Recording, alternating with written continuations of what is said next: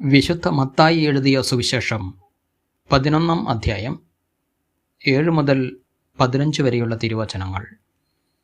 അവർ പോയതിനു ശേഷം യേശു ജനക്കൂട്ടത്തോട് യോഹന്നാനെക്കുറിച്ച് സംസാരിക്കുവാൻ തുടങ്ങി.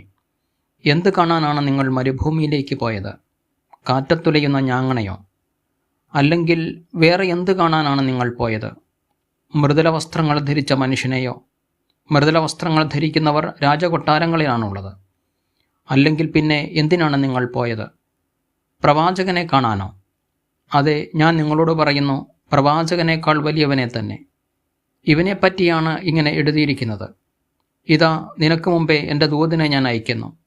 അവൻ നിൻ്റെ മുമ്പേ പോയി നിനക്ക് വഴിയൊരുക്കും. സത്യമായി ഞാൻ നിങ്ങളോട് പറയുന്നു, സ്ത്രീകളിൽ നിന്ന് ജനിച്ചവരിൽ സ്നാപയോഹന്നാനേക്കാൾ വലിയവൻ ഇല്ല. എങ്കിലും സ്വർഗരാജ്യത്തിലെ ഏറ്റവും ചെറിയവൻ അവനേക്കാൾ വലിയവനാണ്. സ്നാപയോഹന്നാൻ്റെ നാളുകൾ മുതൽ ഇന്നുവരെ സ്വർഗരാജ്യം ബലപ്രയോഗത്തിന് വിഷയമായിരിക്കുന്നു. ബലവാന്മാർ അത് പിടിച്ചടക്കുന്നു. യോഹന്നാൻ വരെ സകല പ്രവാചകന്മാരും നിയമവും പ്രവചനം നടത്തി. നിങ്ങൾ സ്വീകരിക്കുവാൻ തയ്യാറാണെങ്കിൽ ഇവനാണ് വരാനിരിക്കുന്ന ഏലിയ. ചെവിയുള്ളവൻ കേൾക്കട്ടെ.